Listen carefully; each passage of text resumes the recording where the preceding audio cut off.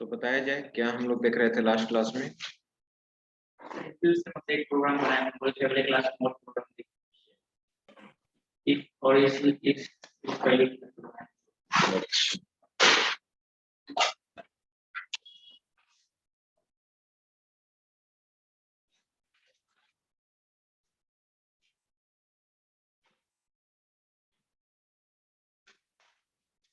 तो आज हम लोग कंट्रोल स्टेटमेंट पे प्रैक्टिस करेंगे। ठीक है, आप BSc हैं ऑलरेडी, आप सी में भी कॉन्सेप्ट पढ़े हैं। ठीक है, और यहाँ पर भी मैंने आपको सिंटेक्स बताया था। ठीक है, तो चलिए प्रोग्राम लिखा जाए। लिखिए first program. Write a program in JavaScript.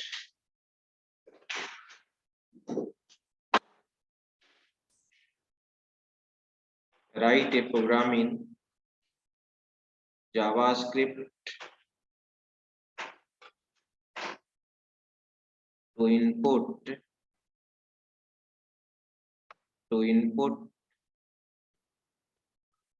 three numbers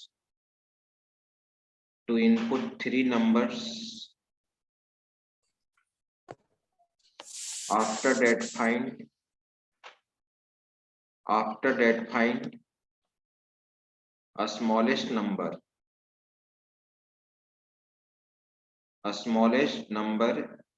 using nested if।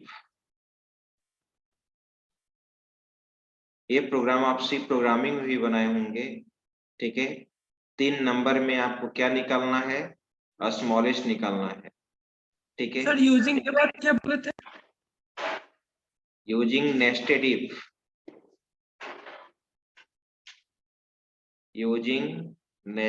If. तो बनाया जाए। 3 नंबर आपको इनपुट करना है। ठीक है, डायलॉग बॉक्स के थ्रू इनपुट ले लीजिए।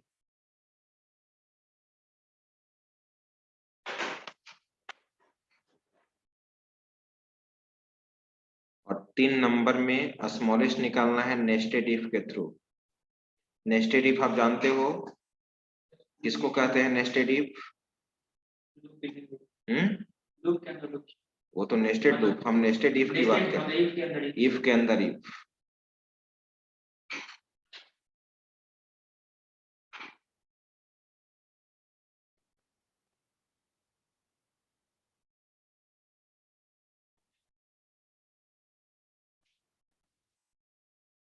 BSc second year.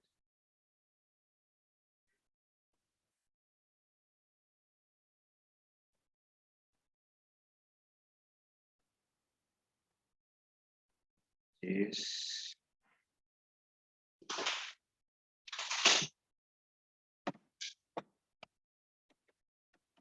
smallest.html।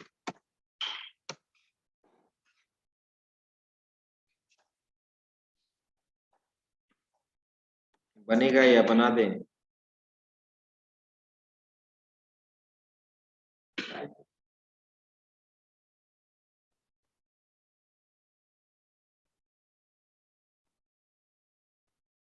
HTML smallest number find out करना है आपको।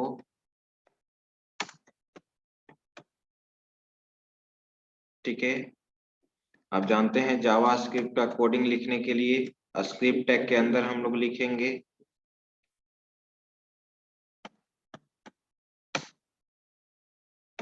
var a,b,c और स्मॉलेस्ट नंबर निकालना है st मैंने ले लिया।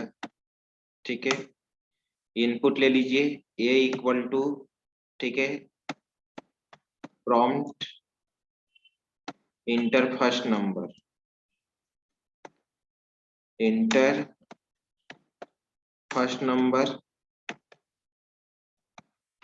और आप जानते हैं कि प्रॉम्प्ट के द्वारा जो भी इनपुट लेते हैं वो एज ए क्या होता है? स्ट्रिंग। इंटीजर में कन्वर्ट करने के लिए क्या यूज करेंगे? पार्सिंट हम लोग यूज करेंगे। राइट, ये हो चुका, ठीक है। अब इसी को हम लोग कॉपी कर लेते हैं, control C, control V, enter second number,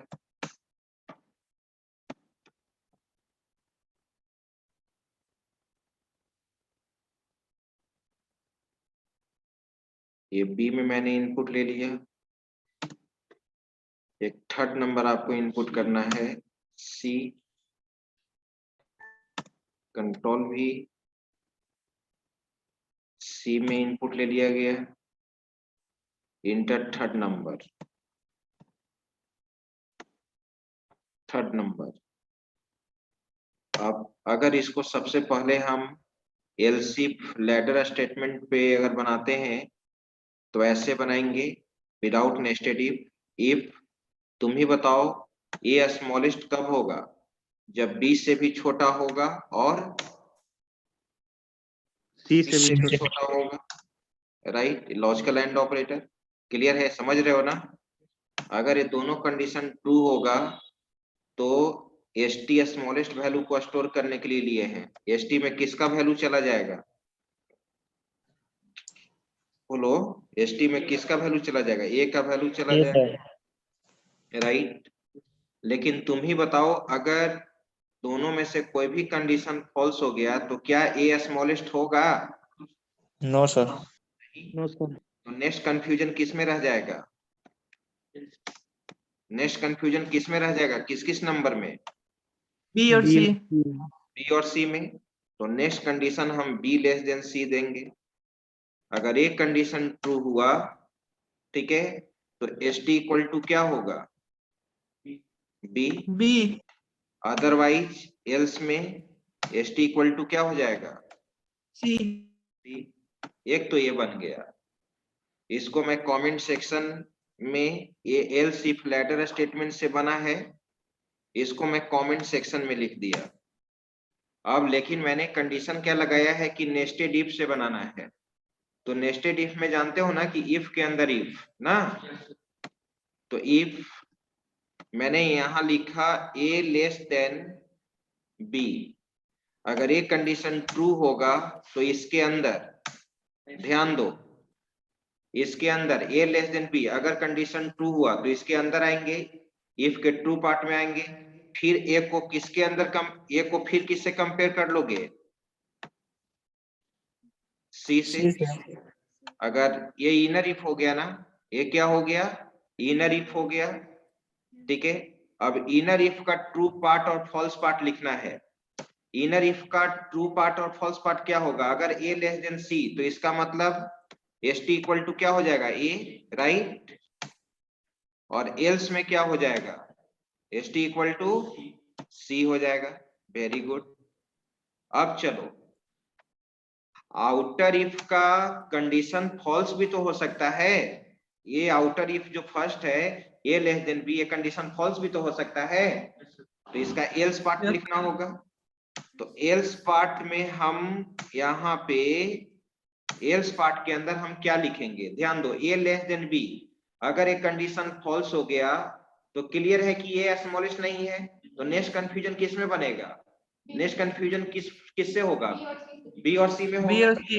तो एल्स के अंदर भी मैंने इफ कंडीशन दे दिया और यहाँ पर लिखा बी लेस देन सी, अगर एक कंडीशन ट्रू होगा तो एस टी इक्वल टू क्या होगा, बोलो, बी होगा, B.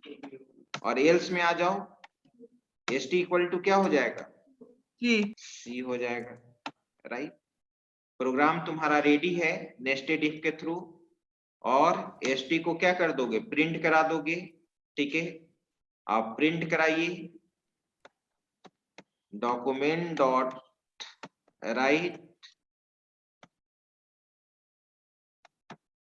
Smallest number equal two plus S T ना, जानते हो हम एक्स्ट्रा वेरिएबल एस टी क्यों लिखें, एस टी इसलिए लिए कि बार बार ना डॉक्यूमेंट डॉट राइट लिखना पड़ता, यहाँ पर भी डॉक्यूमेंट डॉट राइट लिखना पड़ता, यहाँ पर भी लिखना पड़ता, यानी 4 जगह लिखना पड़ता। तो क्या कर लिए, एक एक्स्ट्रा वेरिएबल ले लिए, जो वैल्यू स्मॉलेस्ट होगा वो एक्स्ट्रा वेरिएबल में क्या हो जाएगा, स्टोर हो जाएगा, और उसके बाद लास्ट में क्या कर देंगे, प्रिंट करा देंगे। आ रही बात समझ में? ठीक है, अब इस प्रोग्राम को हम एग्जीक्यूट करा रहे हैं और फिर उसके बाद हम ट्राई रन करेंगे। चलो ध्यान दो, आप अपने कोडिंग पे चलो। सिमेज ऑनलाइन,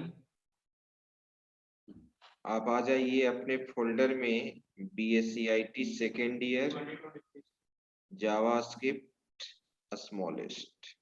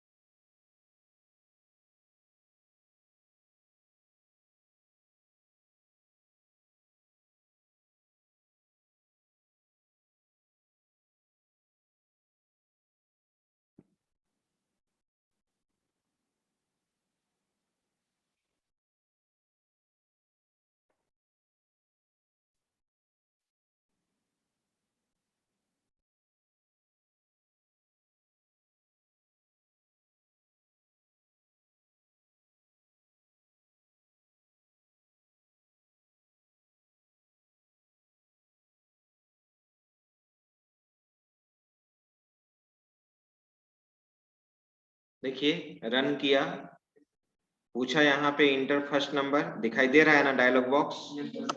10 इंटर किया, ओके। 20 इंटर किया, बी का वैल्यू क्या इंटर किया, 20, और सी का वैल्यू क्या इंटर किया, 30। क्या आना चाहिए स्मॉलेस्ट नंबर, 10। 10 सर। देखिए आया स्मॉलेस्ट नंबर इक्वल टू 10। तो अब देखो तो ड्राई रन करके देखो तो यहाँ पे नेस्टेड इफ। चलो first A less than B, ए का वैल्यू 10 था, बी का वैल्यू 20 था, सी का वैल्यू 30 है, तो 10 लेस देन 20 यस।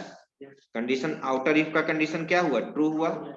ट्रू हुआ तो ट्रू पार्ट में आए, इफ का ट्रू पार्ट यही है ना तुम्हारा, यहां से लेकर यहां तक, इसके अंदर आए। फिर कंडीशन चेक हुआ, ए और सी में देखो, ए का वैल्यू 10 है और सी का वैल्यू क्या है, 30, तो 10 less than 30 yes, condition true है।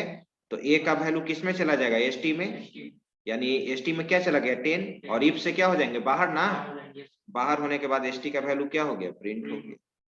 फिर यहाँ पर देखो, फिर अगर मैंने इसको रन कराया, अब दूसरे केस में मैंने डाल दिया 40 ए का वैल्यू, बी का वैल्यू मान डाल दिया 50, और सी का वैल्यू मैंने डाल दिया है 10। क्या डाल दिया है, 10। आया स्मॉलेस्ट नंबर इक्वल टू 10। ठीक है, अब ड्राई रन करो। ए का वैल्यू मैंने 40 इंटर किया था और बी का वैल्यू 50, तो 40 less than 50, 40 less than 50 yes, condition true है, इफ का बॉडी एग्जीक्यूट करेगा। अब यहाँ पे आ जाओ इनर इफ में, ए लेस देन सी, सी का वैल्यू क्या इंटर किया था 10, और ए का वैल्यू क्या इंटर किया था 40, 40 लेस देन 10, कंडीशन फॉल्स। देखो तो एल्स पार्ट, सी का वैल्यू किस में चला गया, एसटी में। आ रही बात समझ में? ठीक है, फिर दूसरा केस में भी देखो, अगर मैंने यहाँ पे इनपुट किया, ठीक है 20, फिर इंटर किया है मैंने 30, फिर इंटर किया है मैंने 40, आया स्मॉलेस्ट नंबर इक्वल टू 20। चलो देखो, फर्स्ट नंबर क्या इनपुट किए थे 20, और ए का वैल्यू 20 और बी का 30, तो ए लेस देन बी, तो कंडीशन क्या हो गया, फॉल्स।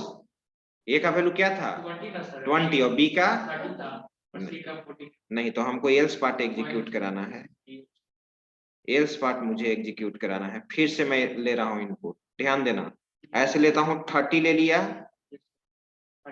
फिर 20 ले लिया, फिर 10 ले लिया, सीक्वेंस ऑर्डर याद रहेगा। चलो 10 आ गया स्मॉलेस्ट। अब चलो ए का वैल्यू तुम्हारा 30 था और बी का वैल्यू 20, 30 लेस देन 20, कंडीशन क्या है, फॉल्स है। तो इस आउटर इफ का एल्स पार्ट यहाँ हो गया ना, नीचे ना, देख रहे हो ना नीचे, अब यहाँ कंडीशन चेक हुआ, b less than c, b का वैल्यू 20 था और सी का वैल्यू नहीं, बी का वैल्यू सी का 10 हो गया था सर, 10 दी थी। पहले पहले क्या इनपुट किए थे 30, फिर 20, फिर 10। 20 था और सी सी का का वैल्यू 10 20 था। और सी का वैल्यू क्या हुआ 10, तो 20 लेस देन 10 फॉल्स होगा। कंडीशन क्या हो गया फॉल्स। तो एस टी इक्वल टू क्या, सी, सी का वैल्यू 10 ही था ना, तो एस टी में गया 10 प्रिंट हो गया। समझ गए, ये था नेस्टेड इफ। ठीक है, चलो अब इसका स्क्रीनशॉट ले लो। अब एक प्रोग्राम मैं दे रहा हूं, आप खुद बनाने का कोशिश कीजिए नेस्टेड इफ के थ्रू। स्क्रीनशॉट ले लीजिए इसका।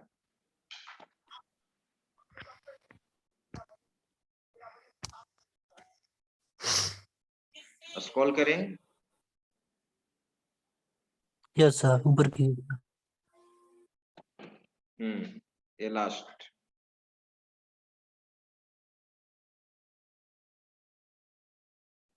ठीक है, सर डॉक्यूमेंट और ट्रैक में मतलब लास्ट जो रहता है उसके बाद प्लस एसटी के बाद प्लस क्यों नहीं लिखते हैं? कहाँ किसके बाद, डॉक्यूमेंट ट्रैक में जो लिखना है sir small number equal two plus ST, उसके बाद प्लस क्यों नहीं लिखते हैं लास्ट? उसके बाद फिर कुछ है ही नहीं कॉन्कैटिनेट करने के लिए, तो क्यों लिखेंगे। तो कनेक्ट के लिए हाँ चलिए, और थोड़ा सा ऊपर कीजिएगा, हाँ बोलो ऊपर थोड़ा सा कीजिएगा, क्या चीज,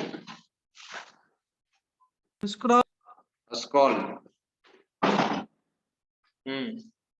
सेकंड वाला।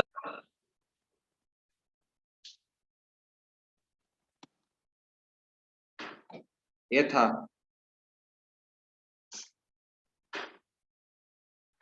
चलिए अब एक नेस्टेड इफ मैंने बताया, एक दूसरा प्रोग्राम लिखो, write a program in JavaScript. इसी पैटर्न पे आपको बनाना है, write a program in JavaScript to input any number, to input any number after that check number is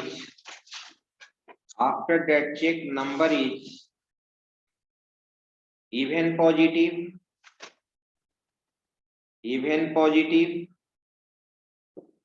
comma odd positive comma even negative or odd negative using nested if, or odd negative using nested if। Program कह रहा है कि हम अगर input करेंगे -10 तो क्या output आना चाहिए,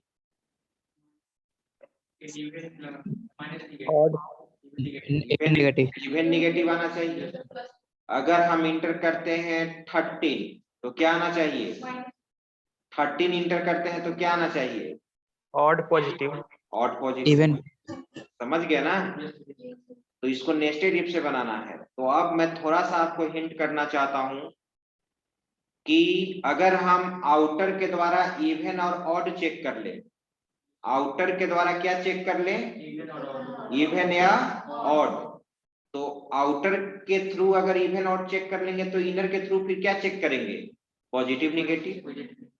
आ रही बात समझ में, या फिर आउटर के द्वारा अगर पॉजिटिव नेगेटिव चेक कर लेंगे तो इनर के द्वारा क्या चेक करेंगे, इवन ऑड, यही ना। तो चलिए कोशिश कीजिए, आप सी में ऑलरेडी इवन नंबर भी आपने चेक किया है और इवन ऑड भी चेक किया है और पॉजिटिव नेगेटिव भी चेक किया है। आपको मालूम होना चाहिए कि कोई भी नंबर इवन कब होता है, कोई भी नंबर पॉजिटिव नेगेटिव कब होता है। चलिए कोशिश कीजिए, बनाइए, नहीं बनेगा तो फिर हम बनाएंगे। एक नंबर इनपुट लेना है यहाँ पे,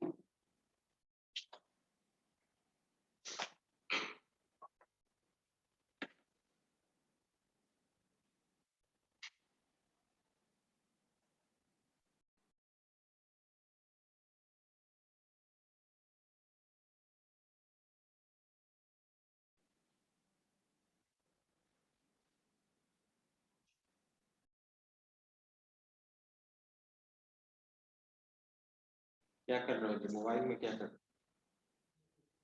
डिस्कनेक्ट हो जाता है बस।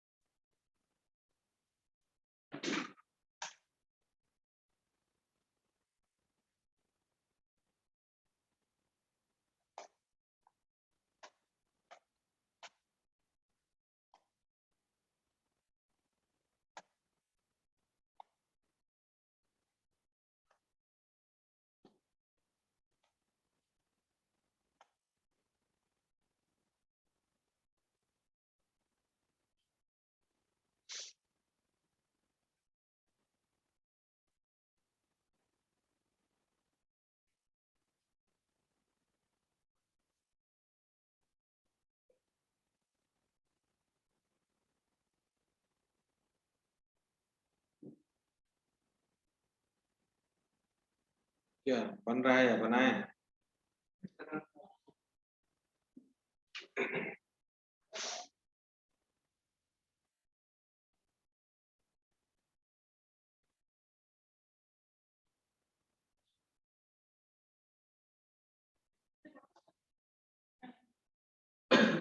फाइल न्यू कंट्रोल एस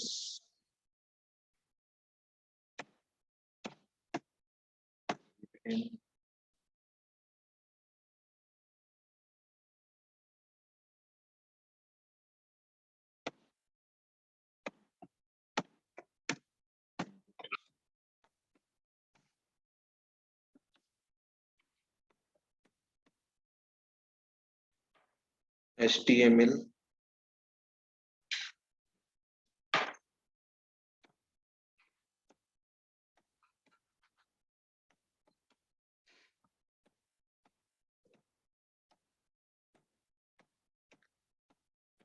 चलिए देखा जाए। बॉडी टैग के अंदर मैंने स्क्रिप्ट टैग लिखा,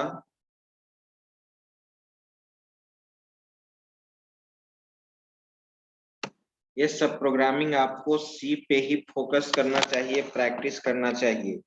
ये सब थोड़ी जावा स्क्रिप्ट पीएचपी, अब ये सब सोचेगा कि जावा में बनाए, डॉटनेट में बनाए, उसका एडवांस ना सीखिएगा।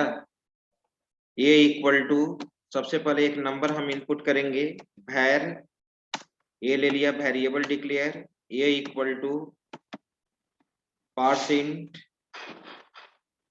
और यहाँ पे इनपुट प्रॉम्प्ट, यहाँ पे लिखेंगे इंटर और number, any number, inter any number, कोई भी नंबर। हाँ बोलो सर। सिर्फ डायलॉग बॉक्स के हेल्प से ही इनपुट ले सकते हैं सर?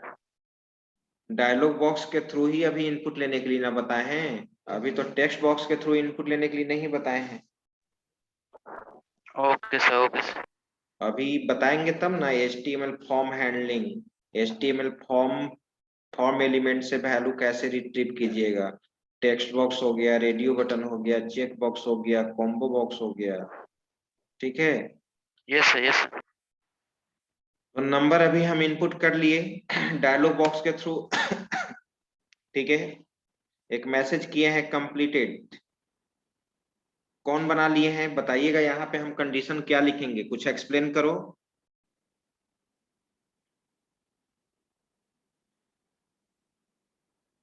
ए को चेक करेंगे सर, 0 से बड़ा या छोटा है। ठीक है, पहले इफ कंडीशन मैंने दिया, एक को चेक किया, ए ग्रेटर देन 0। इसके बाद क्या करें हम, ए को डिवाइड करेंगे सर, मॉडुलस ऑपरेटर लगाएंगे सर और इक्वल इक्वल टू 0 करेंगे सर। Very good. इफ अब यहाँ पर चेक करेंगे इनर के थ्रू, ए मोड 2 इक्वल्स टू 0। अगर एक कंडीशन ट्रू हुआ तो मैसेज क्या आना चाहिए, बोलिए। Even positive sir. Even positive, very good. Even positive, इसका एल्स में क्या लिख दें, odd positive. Odd positive, very good. कैसे निगेटिव होगा, अभी तो हम आउटर इफ के ट्रू पार्ट में ही ना लिख रहे हैं, ऑड पॉजिटिव होगा। वेरी गुड, यहां तक बिल्कुल आपका सही है। अब इसके इसमें आ जाइए, आउटर इफ के एल्स पार्ट में क्या लिखे हम, फिर से वही कंडीशन चेक करेंगे सर। यही कंडीशन चेक करेंगे, ठीक है। ये आउटर इफ का कंडीशन ट्रू होगा तो ये ट्रू पार्ट फॉल्स होगा, तो इसका मतलब क्या, निगेटिव नंबर है। लेकिन चेक तो करना होगा ना मुझे, इवन ऑड, कंट्रोल सी कर दिया, कंट्रोल भी कर दिया, ठीक है। यहाँ इवन निगेटिव हो जाएगा, कितना इजी वे में बन गया, थोड़ा सा दिमाग लगाना था। और यहाँ पर क्या हो जाएगा, और निगेटिव,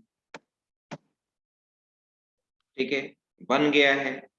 अगर हम आउटर इफ के द्वारा इवन ऑड चेक करते तो इनर के द्वारा फिर क्या चेक करते, पॉजिटिव निगेटिव, ठीक है। देखिए अब मैं इसको रन करा रहा हूं,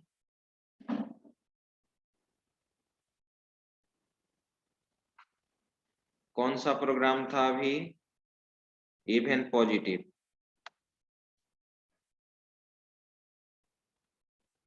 इंटर एनी नंबर -10 क्या आना चाहिए, इवन नेगेटिव। इवन निगेटिव आना चाहिए। देखिए आया मैसेज इवन निगेटिव। चलिए चेक करो, ड्राई रन करो। ए का वैल्यू मैंने इंटर किया था -10। चलो कंडीशन चेक करो आउटर का, -10 greater than 0, false. No sir, false.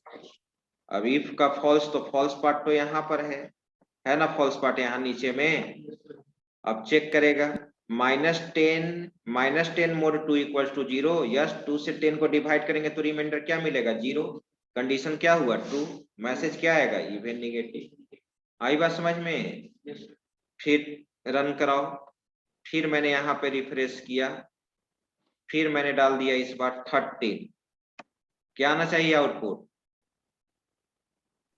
Odd negative. Odd negative, odd odd positive. Positive आया, ऑड पॉजिटिव, ऑड पॉजिटिव। आइए ड्राई रन करो, 13 इंटर किए थे, 13 greater than 0, 13 greater than 0, yes. फिर यहाँ पे 13 mod 2 equals to 0, condition false, क्या out, else part, odd positive. आई बात समझ में। चलिए इसका स्क्रीनशॉट लिया जाए,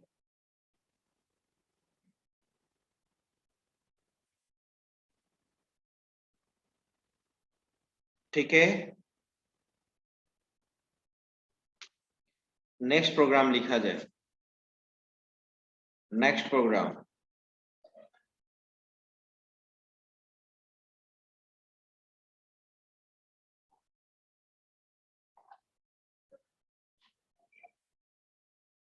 यस सर बोलिए।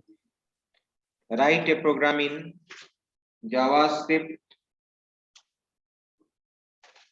to input employee ID, name, post and basic salary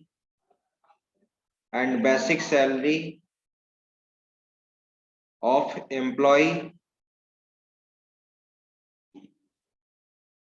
After that, find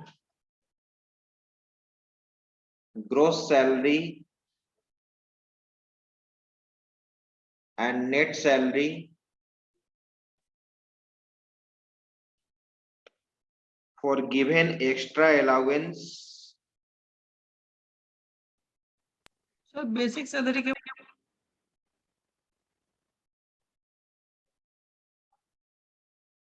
For basic salary क्या लिखा जी, रिपीट करो। हाँ, Write a program in JavaScript. Input employee ID, name, post, and basic salary of employee. हाँ, After that, input basic salary. After that, find gross salary gross and net salary. for given extra allowance. Find gross and net salary for given extra allowance. First में लिखो, condition लिखो क्या क्या है। First में condition दो, if basic salary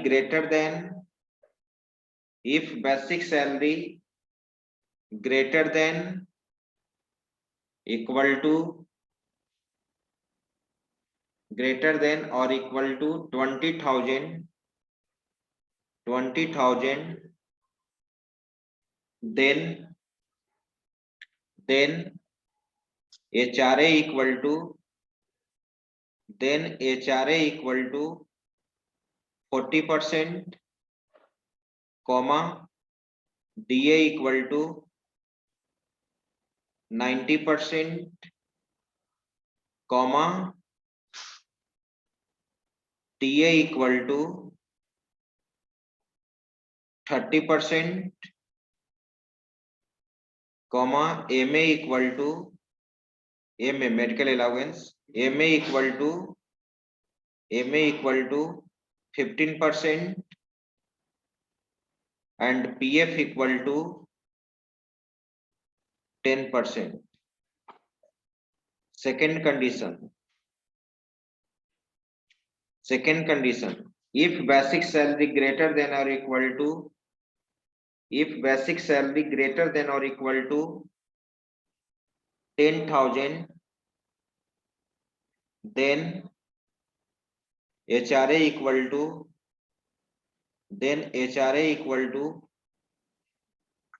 30%, DA equal to 80%,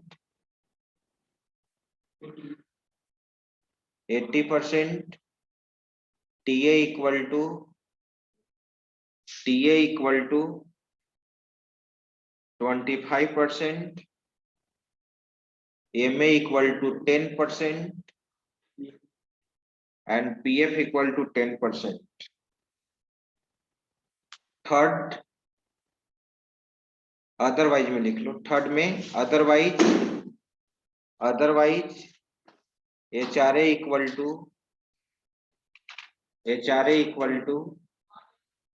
20%, DA equal to 70%, TA equal to 15%, MA equal to 5% and PF equal to 10%. Question समझ रहे हो? PF equal to 10%. एक क्वेश्चन एक बताया था ना इस तरह का तुम लोग के बैच में, सैलरी स्लिप बताए थे ना, लेकिन उसमें था कि कंडीशन वाइज नहीं था, एक ही बार केवल निकालना था। अब हम लोग इफ पढ़ चुके थे तो अकॉर्डिंग टू गिवन कंडीशन है ना। आप एम्प्लॉय का बेसिक सैलरी इनपुट लोगे, मान लो कि एम्प्लॉय का बेसिक सैलरी इनपुट ले लिया तुम 15,000, तो कौन सा कंडीशन उसके लिए अप्लाई होगा? सेकंड वाला, तो सेकंड वाला के अनुसार ना बेसिक सैलरी पर उसको उतना एक्स्ट्रा अलाउंस मिलेगा, ये 4 DATA बनेगा। Yes sir.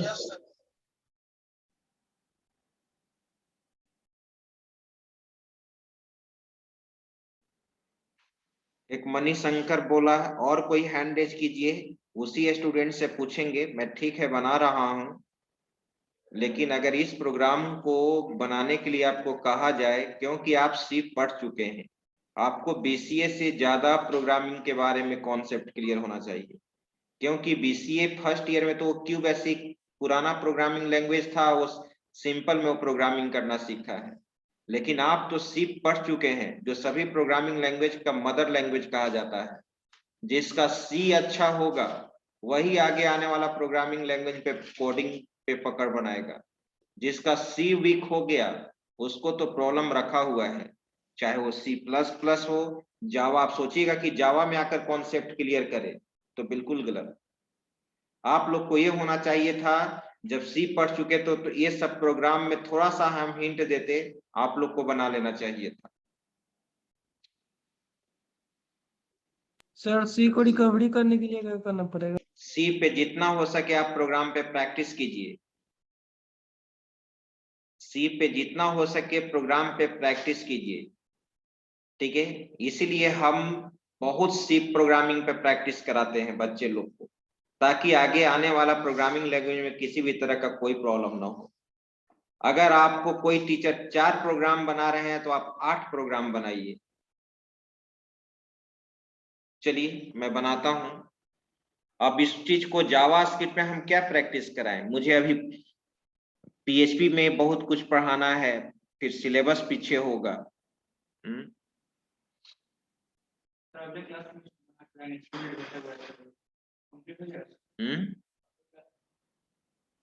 ट्राई करेंगे सर अगले क्लास। अगले क्लास में बनाकर लाएंगे आप लोग? Yes sir yes sir. Yes, sir.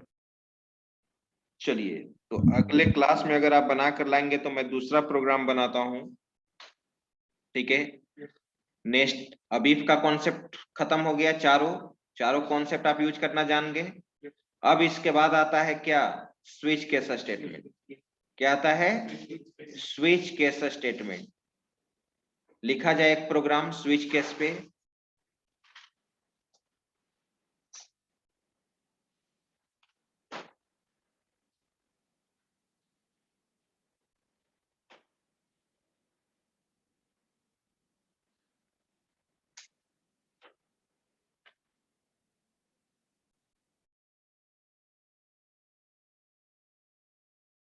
Write a program in JavaScript.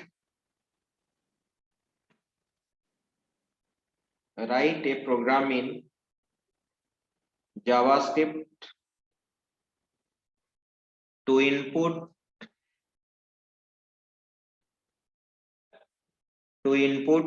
month day number. To input month day number. Bracket में लिख दीजिएगा मंथ डे नंबर। कहने का मतलब क्या? 1 से लेकर 12 तक। वीक डे नंबर में क्या हुआ? 1 से लेकर 7 तक। और मंथ डे नंबर में क्या हुआ? 1 से लेकर 12 तक। 1 रिप्रेजेंट करेगा जनवरी, 2 रिप्रेजेंट करेगा फरवरी। आ रही बात समझ में? ठीक है। After that print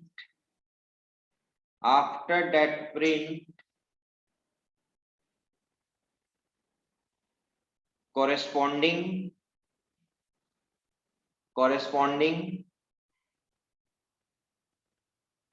consisting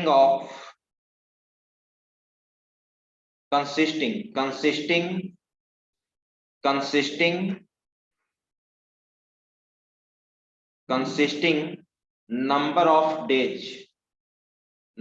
of days using switch case statement।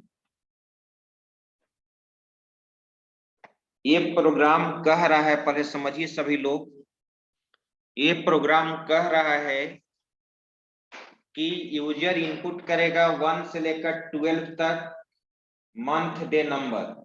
अगर 1 इनपुट किया तो मुझे जनवरी को प्रिंट नहीं कराना है। जनवरी में कितने दिन होता है? 31 डेज, तो आउटपुट आना चाहिए 31 डेज। अगर यूजर 2 इनपुट किया तो आना चाहिए 28 और 29 डेज। अगर यूजर 3 इनपुट किया तो आना चाहिए 31 डेज। आ रही बात समझ में? ठीक है, तो आप इसको स्विच केस से बनाना है। कितना केस हमको इसमें यूज करना होगा? स्विच केस स्टेटमेंट के थ्रू इसको कैसे आप बनाइएगा? 12 केस 12 केस यूज करना पड़ेगा सर। 31 होगा उसके लिए यूज करेंगे और एक अलग से वेरी गुड, स्टेटमेंट लगाएंगे। Very good. कहने का मतलब यहाँ पर है, ठीक है, कि जो जो ईयर 31 डेज का होगा, ठीक है, तो क्या 31 डेज के लिए तुम एक ही बार मैसेज दोगे 31 डेज की? सब जो जो 31 डेज कितना बार लिखना होगा प्रोग्रामिंग में? एक बार। जो जो मंथर होगा 31 का उतना बार लिखना पड़ेगा। जैसे प्रोग्राम बना के 31 डे के उसका जनवरी 5 अप्रैल सब मंथ डाले जैसे तो उसमें तो वैसे तो 12 बार प्रिंटफ आपने यूज किया होगा ऐसे। अगर 1 इनपुट किया तो जनवरी प्रिंट हो, 2 इंटर किए तो फरवरी, तो हर 12 के केस में अलग अलग मैसेज है ना। यहाँ तो आपको केवल 3 के केस में 3 ही मैसेज प्रिंट कराना है। सर उसमें मंथ का नाम मतलब जो जो 31 है उतना मंथ का केस लिख लेंगे, नंबर जो जो हाँ, उसके बाद ब्रेक स्टेटमेंट लगा देंगे उसमें, तो तो टर्मिनेट हो जाएगा। चलो बनाओ, कोशिश करो, बनाइए।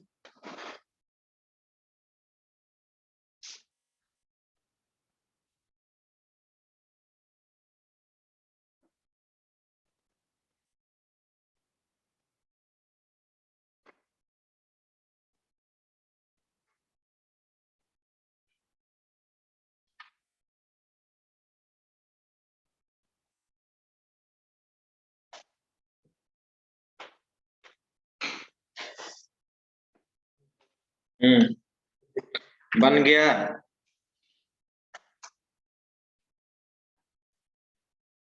देखिए हम बनाते हैं तब। यस सर, बन गया सर। ठीक है, बताना जिस समय हम बनाएंगे, बनाना। यस सर, बन गया।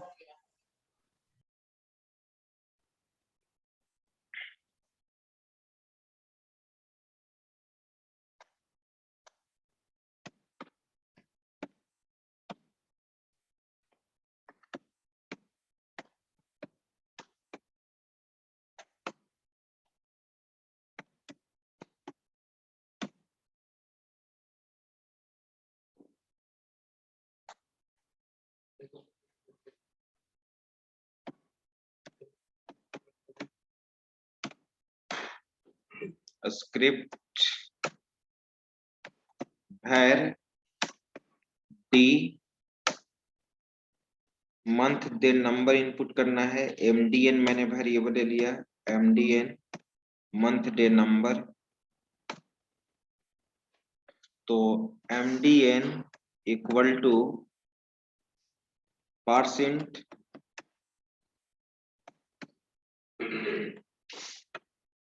प्रॉम्प्ट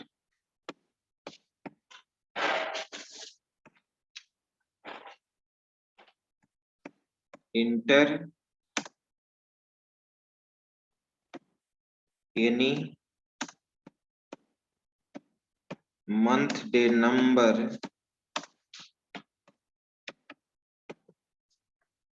1 से लेकर 12 तक। इसके बाद स्विच केस मैंने लगाया, स्विच। इसके बाद मैंने MDN दिया। बोलो जी, अब क्या करें, केस में क्या लिखें?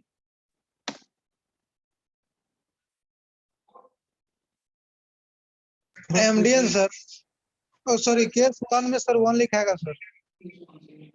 केस 1 सेमीकोलन नहीं, कोलन साइन। हाँ, बोलो सर। अब केस 3 सर। Very good. यानी जो कॉमन मैसेज देना है, सबसे पहले केस हम लोग क्या कर लेंगे, डिफाइन कर लेंगे ना। Yes sir. इसके बाद 5 5, इसके बाद 7 सर। केस, इसके बाद केस के बाद 7 के बाद 8 सर। 9 नहीं ना होगा जी, 10 8 होगा। होगा सर। 9 तो क्या होता है, सितंबर, 30 सितंबर का होता है 8 ना, भी होगा सर। देख लेना, ठीक है ना। 8 भी होगा सर, केस 8 भी होगा, हाँ। Yes sir.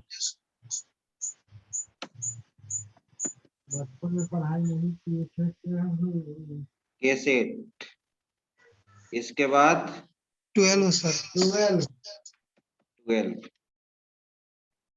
इस केस में प्रिंट करेगा, अलर्ट दे दिया मैंने 31 डेज ना, 31 डेज, Yes. यही तो लिखना था। और स्विच से बाहर निकलने के लिए क्या यूज करते हैं, ब्रेक। Break. अब आ जाइए केस 2 के केस में, अलर्ट 28 और 29 डेज। चलिए ये भी हो चुका।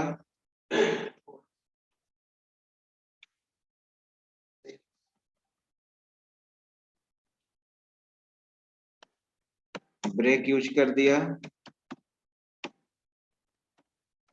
अब क्या यूज कर दे, केस 2 नहीं 4, केस 6, केस 9. 9, केस 11। 4 ही मंथ में केवल होता है 30 डेज ना। चलिए इस केस में मैंने दे दिया अलर्ट क्या, 30 डेज। और इसके बाद डिफॉल्ट पार्ट ना, यूजर 1 से लेके 12 तक ही ना इंटर करेगा, अगर गलत इंटर कर लिया तो डिफॉल्ट में आ जाना चाहिए। डिफॉल्ट अलर्ट क्या लिख दे, Invalid, sir. वैलिड मंथ दे नंबर ना,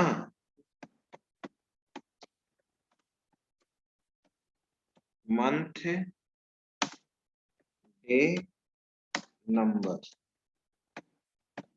चलिए ये भी हो गया, ठीक है। डिफॉल्ट में ब्रेक दे भी सकते हैं, नहीं भी दे सकते हैं, कोई बेनिफिट नहीं है। और एक चीज और मैंने क्या बोला था, अच्छा एक चीज और बताओ, तुम लोग जानते हो कि नहीं, डिफॉल्ट को क्या हमेशा लास्ट में ही लिख सकते हैं, ये ऑप्शनल पार्ट Yes, होता है, sir. दे भी सकते हैं नहीं भी दे सकते हैं। लेकिन क्या डिफॉल्ट को पहले लिख सकते हैं या बीच में केस में लिख सकते हैं, Yes, sir. कहीं पर भी लिख सकते हैं, राइट, ठीक है, कहीं पे भी आप लिख सकते हैं। चलिए अब इस प्रोग्राम को आप एग्जीक्यूट करा के देखिए, कंट्रोल एस,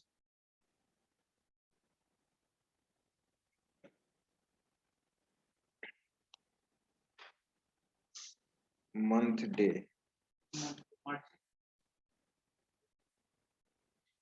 ठीक है, मैंने दे दिया, ठीक है 2, 28 29 डेज आया आया, फिर रिफ्रेश किए, मैंने इस बार दे दिया 4, आया 30 डेज। अक्टूबर, अक्टूबर 31 डेज का होता है ना, 10 आया 31 डेज, राइट। चलिए बिल्कुल सही है।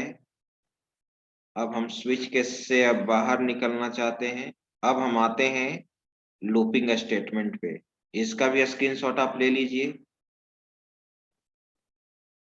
इसका 1 मिनट, हाँ स्क्रीनशॉट ले लीजिए इसका। इफ कंडीशन यानी डिसीजन मेकिंग स्टेटमेंट हमारा समाप्त हो गया ना, ठीक है। और आप जो सी में प्रोग्राम बनाए होंगे तो और इस पे भी आप प्रैक्टिस कर सकते हैं, ठीक है। अब हम लोग यहाँ पे आगे बढ़ते हैं।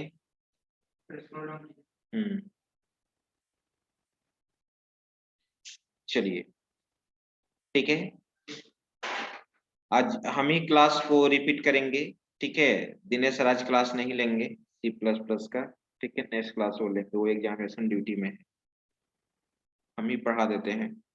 तो अब है, आप सभी लोग जानते हैं कि प्रोग्रामिंग में लूपिंग स्टेटमेंट किस लिए यूज करते हैं, ठीक है।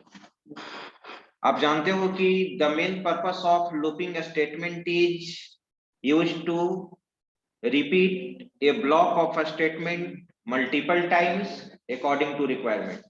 किसी भी प्रोग्रामिंग लैंग्वेज में लूप का काम क्या होता है? ब्लॉक ऑफ स्टेटमेंट को रिपीट करना। जितने टाइम्स आप रिपीट करना चाहते हैं उसके अनुसार हम लोग क्या देते हैं? कंडीशन देते हैं। जो लूपिंग स्टेटमेंट आप सी में पढ़े हैं एग्जैक्ट यहाँ पर वही होगा। आप पढ़े होंगे for loop, while loop, do while, पढ़े हैं ना। और एक डमी फॉर भी होता है। डमी फॉर नहीं पढ़े हैं? जब फॉर लूप को सेमीकोलन से टर्मिनेट कर देते हैं तो वो डमी फॉर कहलाता है। डमी फॉर में हम लोग फॉर का बॉडी डिफाइन नहीं करते हैं, सारा कुछ बॉडी हम फॉर लूप में ही डिफाइन कर देते हैं, ठीक है। चलिए मैं बता दूंगा यहाँ पे, लेकिन वो C++, जावा सभी में होता है, C++ में भी डमी फॉर होता है। आइए, तो हम लोग यहाँ पर एक चीज आप ध्यान दीजिए,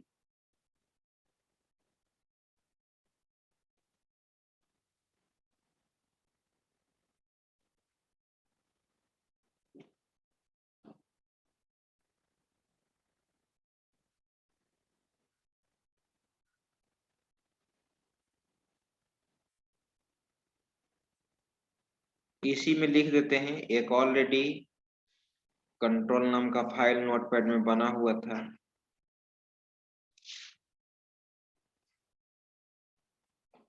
डिसीजन मेकिंग स्टेटमेंट हो गया ना, चारों फॉर्मेट हो गया। अब है लूपिंग स्टेटमेंट। अब हम देखने जा रहे हैं लूपिंग स्टेटमेंट। लूपिंग स्टेटमेंट, तो लूपिंग स्टेटमेंट का काम होता है ब्लॉक ऑफ स्टेटमेंट को रिपीट करना, ठीक है। Use to repeat block of statements multiple times according to condition, according to condition, according to requirement। चलिए, आप पढ़े होंगे दो तरह का लूपिंग स्टेटमेंट का होता है, एक एंट्री कंट्रोल लूप होता है और एक क्या होता है? Exit control loop. Entry control loop में क्या होता है और एग्जिट कंट्रोल लूप में क्या होता है? कोई बताएंगे? कोई अगर आपसे पूछ दिया what is difference between entry control loop and exit control loop?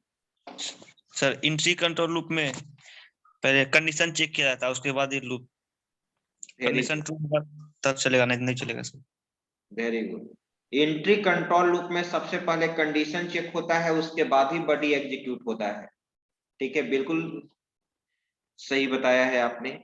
Entry control loop में सबसे पहले कंडीशन चेक होगा तभी उसका बॉडी एग्जीक्यूट करेगा। और एग्जिट कंट्रोल लूप में क्या होता है कि सबसे पहले बॉडी एग्जीक्यूट करता है, उसके बाद कंडीशन चेक होता है। एग्जिट कंट्रोल लूप में क्या होता है कि ओनली फर्स्ट टाइम बिना कंडीशन चेक किए हुए बॉडी एग्जीक्यूट करेगा और नेक्स्ट टाइम फिर कंडीशन चेक होगा तब बॉडी एग्जीक्यूट करेगा। यानी फर्स्ट टाइम उसको कंडीशन से कुछ मतलब नहीं है। That is called exit control loop. ऐसा सी का कौन सा लूप था? Do while. While loop sir. Do while था नहीं, डू वाइल फर्स्ट टाइम बिना कंडीशन चेक किए हुए बॉडी उसका एग्जीक्यूट कर जाता है, नेक्स्ट टाइम से कंडीशन चेक होना उसका स्टार्ट होता है। तो हम कह सकते हैं ना कि ऐसा कौन सा लूप है जो कम से कम एक बार जरूर चलेगा? तो कौन सा? Do while. Do while. चलिए, तो यहाँ पे मैं लिख देता हूं केवल जो लूप है। फर्स्ट हम लोग पढ़ने जा रहे हैं फॉर लूप, दूसरा है हमारा व्हाइल लूप और तीसरा है हमारा डू व्हाइल लूप, राइट। और चौथा मैंने बोला कि डमी फॉर लूप ना, डमी फॉर लूप। सभी लूप का काम होता है ब्लॉक ऑफ स्टेटमेंट को रिपीट करना ही ना, सभी लूप का काम होता है ब्लॉक ऑफ स्टेटमेंट को रिपीट करना, राइट। तो सबसे पहले हम इसका सिंटेक्स आपको बताने जा रहे हैं, वो चीज देखिए। आपको याद होगा फॉर लूप का जो फॉर लूप ही एक ऐसा लूप है जिसमें initialization part, condition, increment decrement part तीनों एक साथ लिख सकते हैं। आ रही बात समझ में? फॉर इसका सिंटेक्स है initialization part semicolon, condition semicolon, increment या डिक्रीमेंट पार्ट, और इसी में हम लोग क्या लिखेंगे? स्टार्टिंग और एंडिंग कर्ली ब्रेस।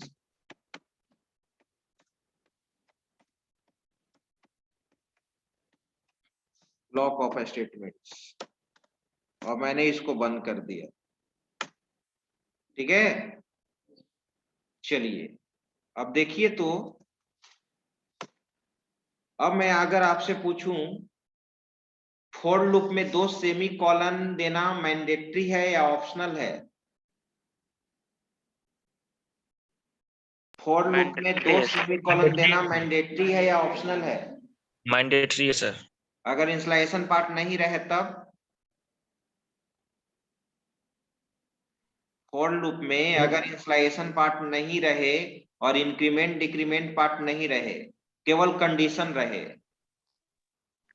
तब पर भी मैंडेटरी है सर। तो भी देना होगा। Very good.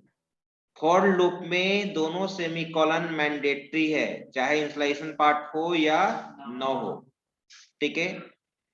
सेमीकोलन सेपरेट करता है installation part, condition, increment decrement part को, ठीक है। इसका बहुत सारा स्टैंडर्ड फॉर्म है जो अभी मैं बताऊंगा, हो सकता है कि आप भी जानते हो, ठीक है। अब एक चीज और मुझे बता दीजिए, सबसे पहले कौन सा पार्ट एग्जीक्यूट करता है फॉर लूप का? 4 पार्ट तुम यहां देख रहे हो, पहले समझो। एक installation part, condition, increment decrement part और एक block of statement.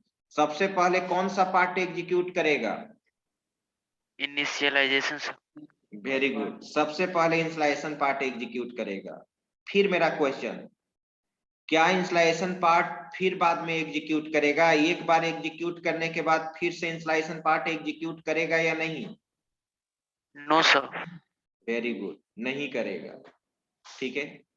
Installation part execute करने के बाद अगर मैं यहाँ पे एक एनोटेशन ले लूं समझाने के लिए, बिल्कुल आपने बोला installation part execute only first time, ठीक है, और वंस टाइम। इसके बाद इंस्टॉलेशन पार्ट एग्जीक्यूट करने के बाद क्या चेक करेगा? कंडीशन। कंडीशन चेक करेगा, बिल्कुल सही। और कंडीशन अगर ट्रू हुआ तो क्या होगा? Block of statement. Block of statement execute करेगा ट्रू होने पे। आ रही बात समझ में ना? और इसके बाद क्या होगा? इंक्रीमेंट और decrement part. Increment decrement part के बाद फिर क्या होगा? बोलो। कंडीशन चेक होगा, फिर कंडीशन ट्रू होगा, फिर ब्लॉक ऑफ स्टेटमेंट एग्जीक्यूट करेगा, फिर इंक्रीमेंट पार्ट एग्जीक्यूट करेगा, फिर कंडीशन चेक होगा। यही प्रोसेस कब तक चलते रहेगा? जब तक कंडीशन ट्रू है। और जैसे ही कंडीशन फॉल्स हो जाएगा हम लूप से क्या हो जाएंगे? टर्मिनेट हो जाए। टर्मिनेट हो जाएंगे, बाहर होंगे ना हम लोग। लूप से सीधे बाहर आ जाएंगे हम लोग फॉल्स होने के बाद। क्लियर? अब इसका मैं एक सिंटेक्स लिख रहा हूं, इस सिंटेक्स का एग्जांपल लिख रहा हूं, ध्यान दीजिएगा। 1 से लेके 100 तक वेब पेज पे नेचुरल नंबर प्रिंट कराना है। 1 से लेकर 100 तक। तो हम तो यही लिखेंगे, फॉर i इक्वल टू क्या? 1, i less than equal to क्या? 100 और i प्लस प्लस। आ रही बात समझ में? और स्टार्टिंग और एंडिंग कर्ली ब्रेस में मैंने लिख दिया डॉक्यूमेंट डॉट राइट। इसमें मैंने i को क्या कर दिया? प्रिंट करा दिया। अगर न्यू लाइन देना है तो प्लस करके डबल कोट में क्या दे देंगे? br tag. राइट, बन गया। आ रही बात समझ में? i का वैल्यू 1, फिर कंडीशन चेक होगा, कंडीशन ट्रू है। इसको समझाने का जरूरत नहीं ना है? No sir. नहीं, बिल्कुल नहीं। कहाँ? बिल्कुल सी में भी तो एग्जैक्ट यही लिखते थे, बस डॉक्यूमेंट डॉट राइट के जगह प्रिंटफ ही ना लिखते थे। Yes sir. बाकी तो वही चीज था। अब इसको आप ही लोग बताएं मुझे, इसको और दूसरे तरीका से कैसे हम लिख सकते हैं? क्या करें दूसरे तरीका से, इसको कैसे लिखें? कौन बताएंगे?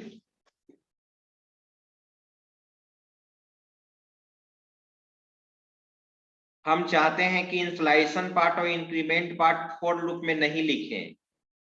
एनीवन, कोई भी बता सकते हैं। हम चाहते हैं कि इंस्टॉलेशन और इंक्रीमेंट पार्ट को फॉर के साथ नहीं लिखें, तो कहां लिखें? इंक्रीमेंट सर वेरिएबल डिक्लेयर करेंगे उसी समय। यानी आप ऐसे बोलिए कि सर इंस्टॉलेशन पार्ट को फॉर लूप के पहले लिख दीजिए। आई में क्या लिख दिया मैंने? पहले 1। अब फॉर लूप लगाया मैंने, ध्यान देना। फॉर लूप सेमी कॉलन दे दिया, i less than equal to 10 100 condition दे दिया। इंक्रीमेंट पार्ट को भी मैंने नहीं लिखा। राइट। अब मैं आपसे पूछ रहा हूं, ठीक है, यहां पर इसको मैंने कॉपी कर लिया डॉक्यूमेंट डॉट राइट को, कंट्रोल सी और कंट्रोल भी, और यहां पर ये रहा। अब बताओ कहां लिखे increment part? Document dot right के नीचे sir. Very good, i plus plus. आई बात समझ में? ये चीज भी हम लिख सकते हैं। इंस्टॉलेशन पार्ट को आप फॉर लूप के पहले भी लिख सकते हो, ठीक है, और ठीक है बाद में भी लिख सकते हो। नहीं, इंस्टॉलेशन पार्ट को फॉर लूप के पहले भी लिख सकते हो या फॉर लूप में लिख सकते हो। क्लियर है ना? चलिए एक चीज और आप बताइए, देखते हैं कौन बताते हैं। किसी भी प्रोग्रामिंग में जब ऐसा रिक्वायरमेंट आएगा, या हो सकता है कि आपने प्रोग्राम बनाया हो, आप मुझे बताएंगे कि अगर मोर देन 1 इंस्टॉलेशन पार्ट है और मोर देन 1 इंक्रीमेंट पार्ट है, तो हम उसको फॉर लूप में कैसे लिखेंगे? i इक्वल टू भी 1 लिखना है और j इक्वल टू भी 1 लिखना है, और फॉर लूप में लिखना है। क्या एक से ज्यादा सेमीकोलन नहीं यूज कर सकते हैं? 2 सेमीकोलन तो यूज करना मैंडेटरी है फॉर लूप में। तो क्या और सेमीकोलन यूज होगा? i = 1 भी लिखना है और j = 1 भी लिखना है। कैसे लिखना है? सर कॉमा देकर लिख लेंगे i = 1 कॉमा j = 1 वेरी फिर गुड। सेमी कॉमा के द्वारा सेपरेट करेंगे। इसके थ्रू सेपरेट करेंगे।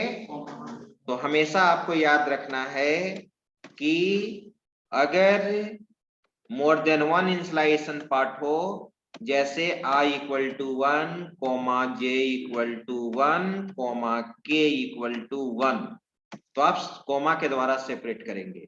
सेमीकोलन 2 ही होगा, कंडीशन के पहले और कंडीशन के बाद। अगर मोर देन वन कंडीशन देना है तब तो उसके लिए लॉजिकल ऑपरेटर यूज करेंगे कंडीशन को कंबाइन करने के लिए। आप जानते हैं ना कि कंडीशन को कंबाइन करने के लिए हम लोग क्या यूज करते हैं? Logical operator. अब i++ भी लिखना है, j++ भी लिखना है, k++ भी लिखना है।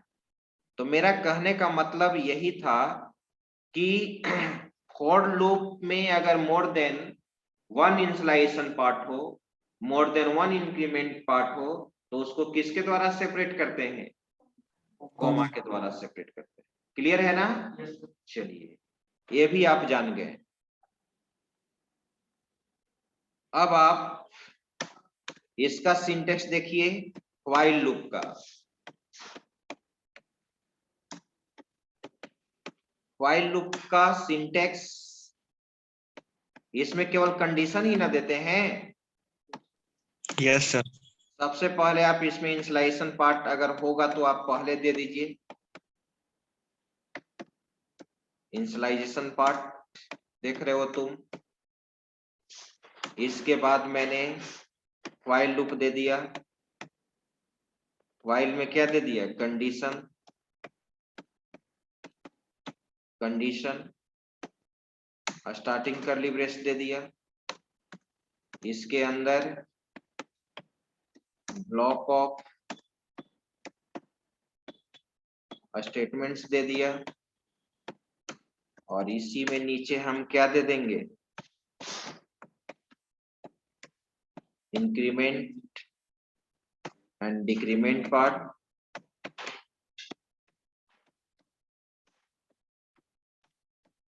Increment and decrement part. आ रही बात समझ में?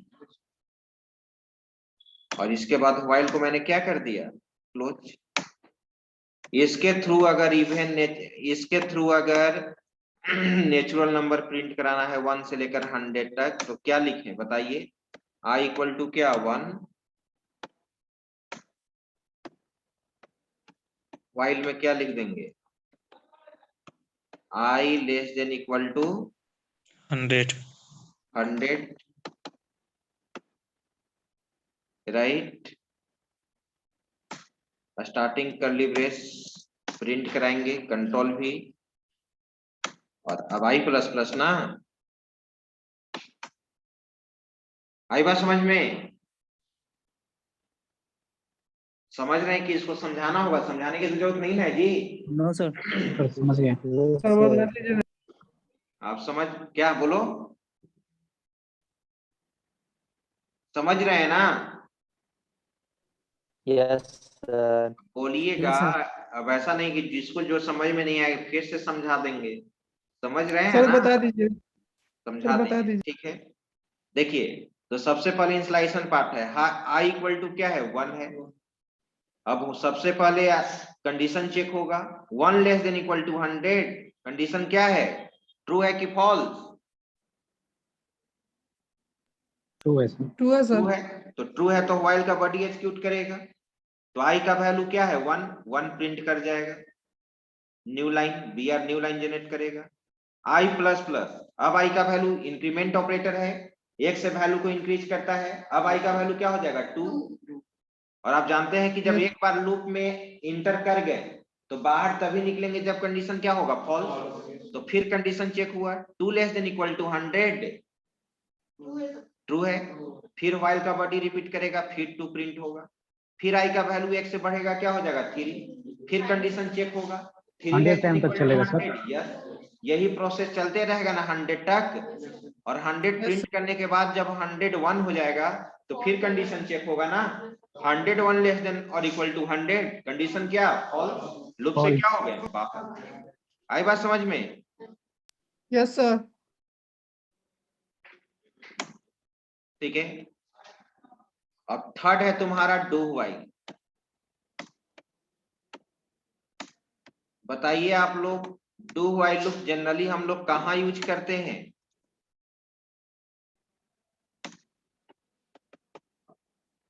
डू व्हाइल लूप में फर्स्ट टाइम बिना कंडीशन चेक किए हुए इसका बॉडी एग्जीक्यूट कर जाएगा, राइट? लेकिन जनरली हम लोग इसको कहाँ यूज करते हैं? जहां पे मेनू बेस्ड प्रोग्राम बनाना हो, चॉइस बेस्ड प्रोग्राम बनाना हो, डेटा स्ट्रक्चर आप लोग पढ़ रहे होंगे, तो डेटा स्ट्रक्चर जब पढ़ रहे होंगे तो वहां पे जो भी प्रोग्राम बनेगा, ठीक है, वहां पे जो चॉइस बेस्ड प्रोग्राम होगा, ठीक है, उसमें हम लोग जनरली डू व्हाइल का कॉन्सेप्ट यूज करते हैं चॉइस बेस्ड प्रोग्राम बनाने के लिए, मेनू बेस्ड प्रोग्राम बनाने के लिए हम लोग यहाँ पे डू व्हाइल के कॉन्सेप्ट को क्या करते हैं, यूज करते हैं। ठीक है, तो इसका सिंटेक्स देखा जाए क्या होगा सिंटेक्स।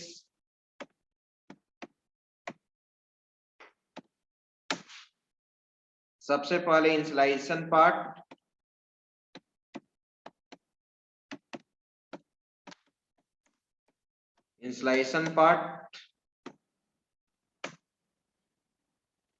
इसके बाद हम यहाँ पे डू लूप देते हैं, स्टार्टिंग कर्ली ब्रेस देते हैं, ब्लॉक ऑफ स्टेटमेंट्स दे दिया, और इसी के अंदर हम लोग इंक्रीमेंट डिक्रीमेंट पार्ट दे देंगे।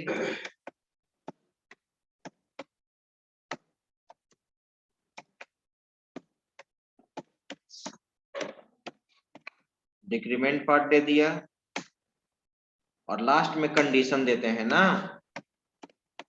व्हाइल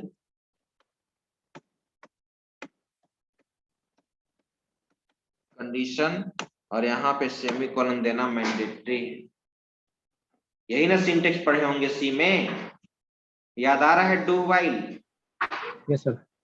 कंडीशन लास्ट में होता है, इसीलिए कंडीशन बाद में चेक होता है। सबसे पहले फर्स्ट टाइम क्या होता है, बॉडी एग्जीक्यूट कर जाता है। ठीक है, डू का बॉडी, डू के अंदर जो भी लिखा हुआ रहेगा फर्स्ट टाइम बिना कंडीशन चेक किए हुए उसका बॉडी क्या हो जाएगा, एग्जीक्यूट कर जाएगा। और नेक्स्ट टाइम से कंडीशन चेक होना क्या होता है, स्टार्ट होता है। कोई भी पूछेगा कि व्हाइल को यहाँ सेमीकोलन से आप क्यों टर्मिनेट कर दिए हैं, क्योंकि व्हाइल तो लास्ट में यूज हुआ है, अब इसका बॉडी तो हम डू में ही ना डिफाइन कर दिए, अब तो ये सिंगल लाइन स्टेटमेंट की तरह वर्क कर रहा है, यहाँ पे तो इसका बॉडी डिफाइन नहीं ना हो रहा है। और तुम ही बताओ, देखो व्हाइल लूप, ऊपर चलो, ये व्हाइल लूप में व्हाइल आई ले, अब यही सेमीकोलन से अगर टर्मिनेट कर देंगे तो क्या हम स्टार्टिंग एंडिंग कर्ली ब्रेस में बॉडी हमारा रीड करेगा? वही तो आपने व्हाइल को टर्मिनेट कर दिया। सी में प्रोग्रामिंग लिखते हो void main, मेन के बाद अगर सेमीकोलन लगा दोगे तो क्या मेन के अंदर जो भी ब्लॉक ऑफ स्टेटमेंट लिखे हो रीड करेगा? नहीं रीड करेगा। अरे बात समझ में? इफ कंडीशन लिखे हो और इफ कंडीशन और उसके बाद सेमीकोलन दे दोगे तो क्या उसका ट्रू पार्ट रीड करेगा? तो इसका एग्जाम्पल सिंटेक्स था, एग्जाम्पल देखो मैं लिख रहा हूं। एग्जाम्पल i इक्वल टू 1, ठीक है, do starting curly brace, control भी i के वैल्यू को प्रिंट करा दिया, i प्लस प्लस, इसके बाद इसको बंद कर दिया, ठीक है, व्हाइल, और यहाँ पर कंडीशन दे दिए i less than equal to 100 ना, सेमीकोलन। ड्राई रन करो, देखो तो i में अगर हम स्टार्टिंग में 1000 भी रख दे तो 1000 प्रिंट करेगा, क्योंकि फर्स्ट टाइम इसको कंडीशन से कुछ मतलब नहीं है। देखो तो आई में वैल्यू 1000 है, तो फर्स्ट टाइम तो डायरेक्ट आप डू में इंटर कर जाइएगा, नहीं कर जाइएगा, क्योंकि कंडीशन कहाँ चेक हो रहा है। मैंने क्या बोला था कि डू व्हाइल क्या होता है, एग्जिट कंट्रोल लूप होता है। बिना कंडीशन चेक किए डायरेक्ट बॉडी में इंटर कर जाते हैं फर्स्ट टाइम। नेक्स्ट टाइम से ना कंडीशन चेक होना स्टार्ट होता है तो डायरेक्ट डू में आ गए। तो आई का वैल्यू 1000 है तो 1000 प्रिंट कर गया ना। अब नेक्स्ट टाइम ना कंडीशन चेक करेगा, नेक्स्ट टाइम 1001 हो गया तो 1001 less than equal to 100, condition false, loop से क्या हो गए बाहर। लेकिन एक बार तो डू व्हाइल एग्जीक्यूट किया ना। Yes sir. तो कहा जाता है कि डू व्हाइल कम से कम एक बार एनी हाउ एग्जीक्यूट करता ही है। चलो अब आई का वैल्यू 1 है, फर्स्ट टाइम डायरेक्ट आई का वैल्यू प्रिंट कर जाएगा 1। अब आई का वैल्यू क्या होगा 2। अब नेक्स्ट टाइम कंडीशन चेक होगा तभी बॉडी एग्जीक्यूट करेगा। तो चलो कंडीशन चेक करो, 2 less than equal to 100, yes. फिर से डू का बॉडी रिपीट करेगा, 2 प्रिंट किया, फिर आई का वैल्यू 3 हो जाएगा, फिर कंडीशन चेक हुआ, 3 less than equal to 100, yes, condition true. आ रही बात समझ में। और जैसे ही आई का वैल्यू 100 प्रिंट करने के बाद 101 होगा, 101 less than equal to 100, condition क्या फॉल्स, लूप से क्या हो जाएंगे। क्लियर है, ठीक है। और एक लास्ट बचा हुआ है वो भी बता देते हैं ताकि नेक्स्ट क्लास में मुझे केवल प्रोग्रामिंग पे प्रैक्टिस करना पड़े। फोर्थ क्या था, डमी फॉर ना। Yes sir. Dummy for loop, ठीक है। डमी फॉर लूप आप सी में नहीं पढ़े हैं इसलिए यहां पर मैं डिफिनीशन लिखवाना चाहूंगा।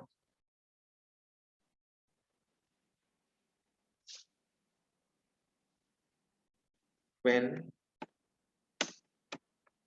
for loop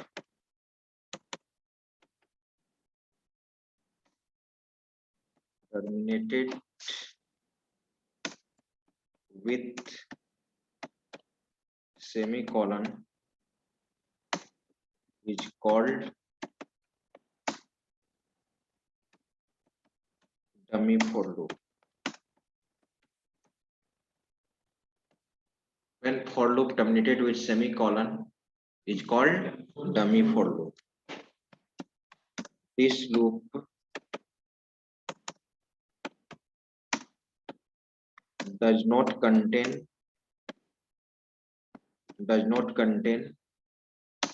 body.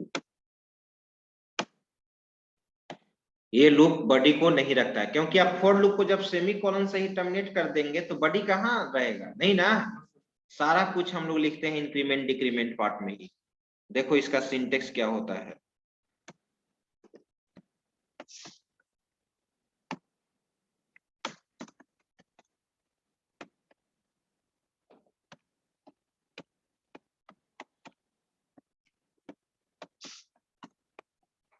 इंस्लाइशन पार्ट, ठीक है, semicolon, condition, operational part. Operational part कहने का मतलब इंक्रीमेंट डिक्रीमेंट पार्ट, और कुछ पार्ट हो सकता है, सेमीकोलन से यही टर्मिनेट कर दिए, हो गया, यही इसका सिंटेक्स है। बॉडी तो होगा ही नहीं इसलिए स्टार्टिंग एंडिंग का लिबरेस होगा नहीं। याद करो तुम सी में फैक्टोरियल वैल्यू निकाला होगा, किसी नंबर का फैक्टोरियल वैल्यू निकाले होंगे ना फॉर लूप के through. Yes sir. First year में क्लास नहीं किए हो तो मालूम होना चाहिए, ठीक है। तो फॉर लूप में अगर तुम मैं एग्जांपल लिख रहा हूं, ध्यान देना, मैं पहले फॉर लूप से बना रहा हूं तब इसको डमी फॉर में कन्वर्ट कर दूंगा। देखो आप फॉर लूप में बनाए होंगे यही वेरिएबल, याद करो इंट,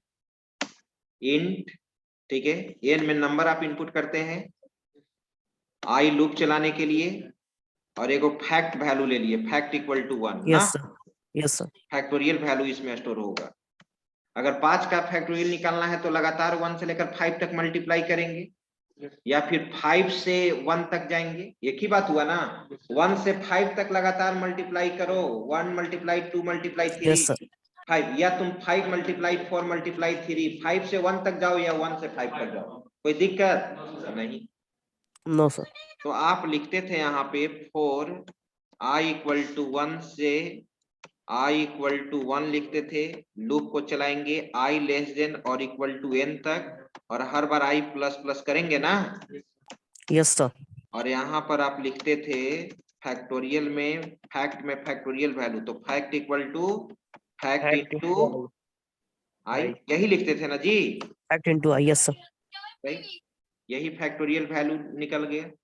आ रही बात समझ में? ठीक है, तो और एन में नंबर नहीं इनपुट किए हैं तो हम यहीं पे n इक्वल टू क्या लिख लिए, 5 लिख लिए। ठीक है, राइट। चलो अब इस चीज को, ये कोडिंग समझ रहे हैं या ड्राई रन करना होगा?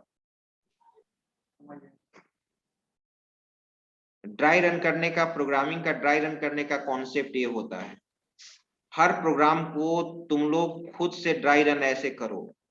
खुद से जब तक प्रोग्राम को ड्राई रन नहीं करोगे, माइंड तुम्हारा क्रिएटिव नहीं बन सकता है। कॉपी पे हर प्रोग्राम को बनाने के बाद प्रोग्राम को ड्राई रन करना मत भूलो। देखो, ड्राई रन करने का कॉन्सेप्ट है कि जो भी वेरिएबल तुम लिए हो उसको हम कॉलम फॉर्मेट में रख लें। एन लिए हैं और क्या लिए हैं, आई लिए हैं आई और क्या लिए हैं, फैक्ट। फैक्ट। फैक्ट लिया गया है, ध्यान देना, एक बार मैं ड्राई रन करके बताता हूं। फैक्ट, ठीक है, एन का वैल्यू क्या है 5, 5 फैक्ट का वैल्यू क्या है 1। 1 ठीक है, चलो कंडीशन आई का वैल्यू 1 है, फॉर लूप आई का वैल्यू 1। अब कंडीशन चेक होगा, बताओ एन का वैल्यू तुम्हारा 5 है, 1 less than equal to 5, yes. Condition true है, 4 का बॉडी एग्जीक्यूट करेगा, करेगा ना।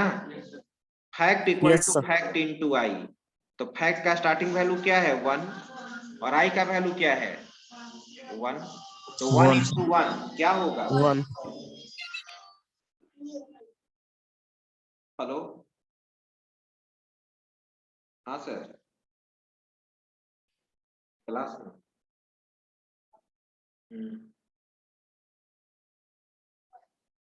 नहीं,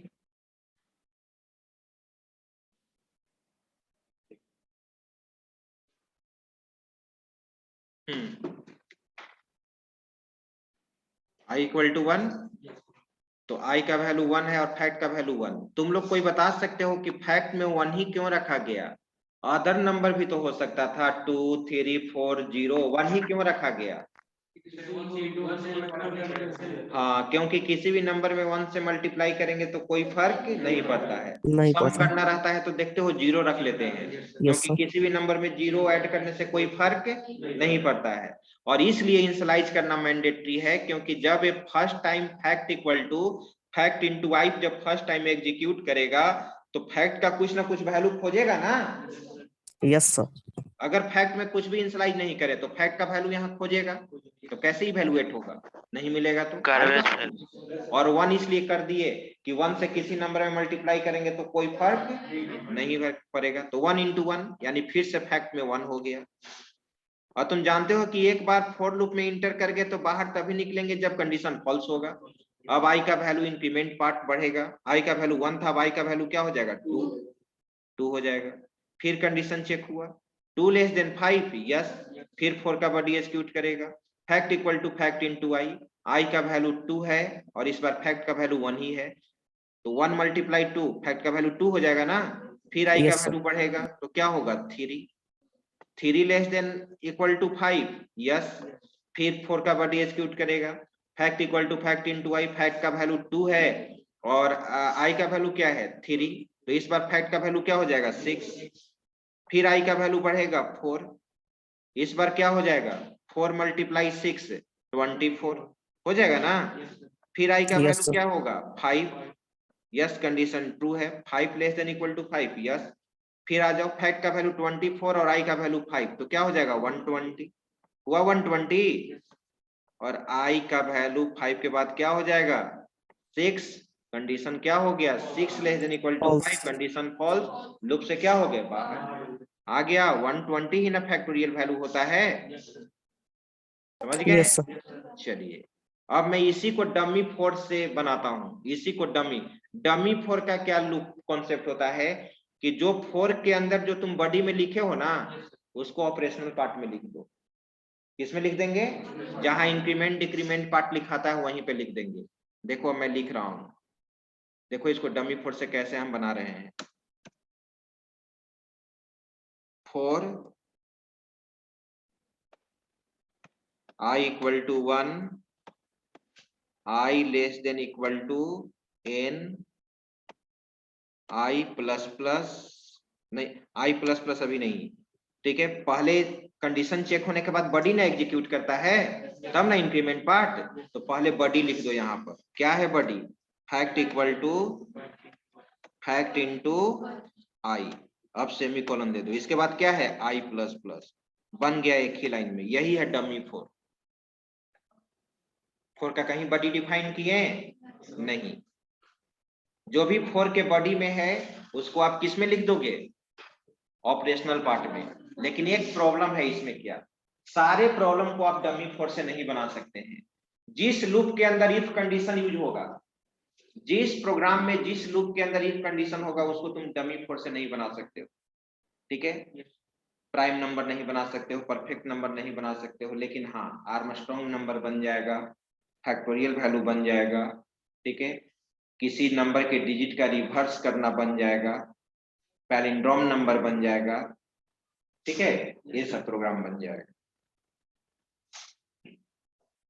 चलिए, तो ये था आपका डमी फॉर लूप। एग्जीक्यूशन उसी तरह से होगा। पहले कंडीशन चेक होगा, कंडीशन चेक होने के बाद बॉडी एग्जीक्यूट करता है। बॉडी है ही नहीं तो फिर यही पार्ट ना एग्जीक्यूट करेगा। Yes sir. फिर कंडीशन चेक होगा, फिर बॉडी एग्जीक्यूट करेगा। बॉडी है ही नहीं तो फिर ऑपरेशनल पार्ट एग्जीक्यूट करेगा। आ रही बात समझ में? तो ये था आपका कंट्रोल स्टेटमेंट, ये लूपिंग स्टेटमेंट। अब इसको नेक्स्ट क्लास में हम इस पे क्या करा देंगे? प्रैक्टिस करा देंगे। अब आइए, अब हम लोग अटेंडेंस बनाते हैं। इसका स्क्रीनशॉट ले सकते हैं आप। वैसे पीडीएफ है जावास्क्रिप्ट का बना हुआ है, जो सीनियर बैच को आप लोग को पढ़ाए हैं, ठीक है, वो भी भेज देंगे। Yes sir. PDF सर भेज दीजिए। आप स्क्रीनशॉट ले लीजिए। अब कोई जरूरी नहीं है चलिए कि सर। उसमें हम ले लिए सब सर। बताए ही हो। कोई जरूरी नहीं है, क्योंकि जब भी वो पढ़ता है तो ऑलरेडी बच्चे लोग को C प्लस का कॉन्सेप्ट रहता है, उसके बाद ही बताया जाता है। तो कोई जरूरी नहीं है कि हम पीडीएफ में कंट्रोल स्टेटमेंट पढ़ाए ही हो। आपका बेस कमजोर है इसलिए मैंने बता दिया।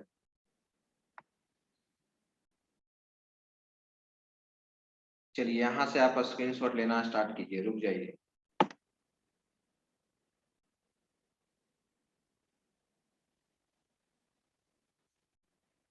एक मिनट, चलिए स्क्रीनशॉट लीजिए। स्क्रॉल करें। Yes sir.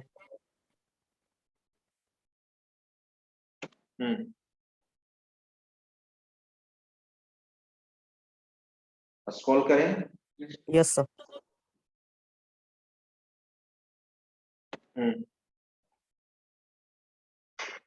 Yes sir. हाँ, डन सर।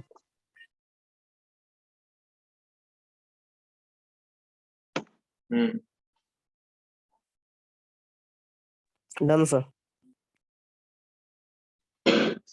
ये लास्ट। ओके चलिए, सर। ओके। अब हम लोग अटेंडेंस बना लेते हैं।